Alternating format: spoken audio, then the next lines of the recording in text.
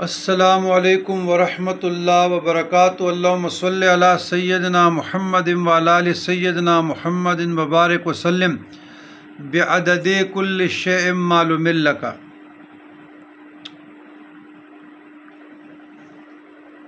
کشادگی رزق، کشائش رزق کاروبار میں ترقی کے لیے،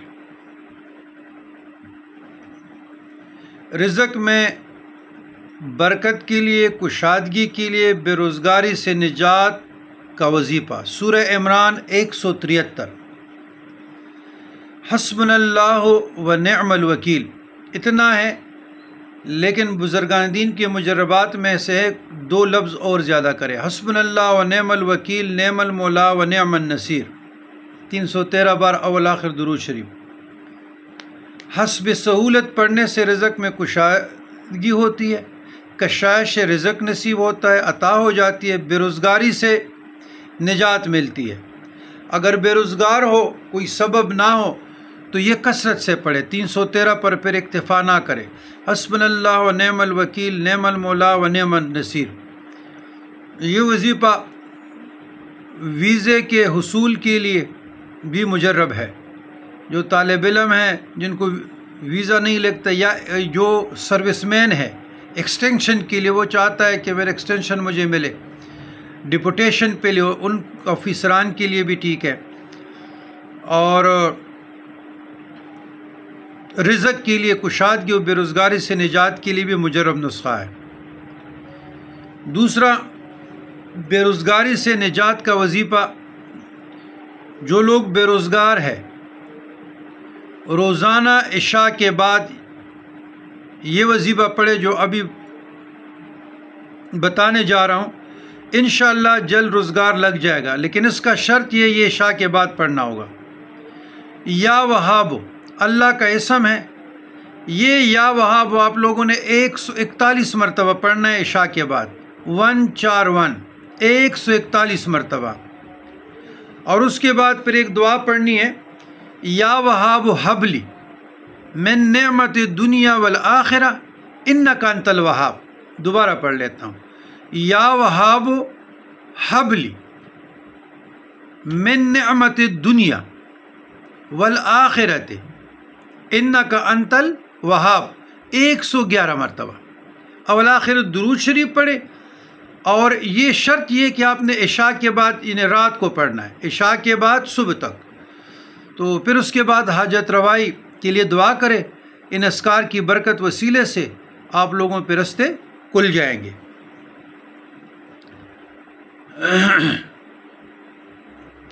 اچھا، فجر اور مغرب کے بعد کاروبار میں برکت کے لیے، کشائش رزق کے لیے، رزق کی فراوانی کے لیے، اسباب غیب سے متحرک کرنے کے لیے، جو چاہتا ہے کہ مجھے برکت ملے، میری روزگار میں برکت ملے، مجھے دولت ملے، مجھے مال ملے، تو اس وظیفہ جو میں بتائی جا رہا ہوں نہایت مجرب ہے، مسنون عمل ہے، لیکن شرط یہ کہ نماز فجر کے بعد، مغرب سے پہلے یا مغرب کے بعد، ان دو ٹائموں پہ پڑھنا ہے 100 مرتبہ، سبحان اللہ و بحمدہ، سبحان اللہ العظیم و بحمدہ، سبحان اللہ و بحمدہ، سبحان اللہ العظیم، استغفر اللہ استغفر اللہ استغفر اللہ، 7 استغفر اللہ پڑھنا ہے۔ دوسری روایت میں بھی ایسا آیا ہے، سبحان اللہ و بحمدہ، سبحان اللہ العظیم و بحمدہ، استغفر اللہ۔ دونوں طریقے سے جو بھی آپ اختیار کریں گے ٹھیک ہے۔ اچھا، اور ایک عمل بتا رہا ہوں، جس شخص کا سرمایہ ڈوب گیا ہو، پس گیا ہو،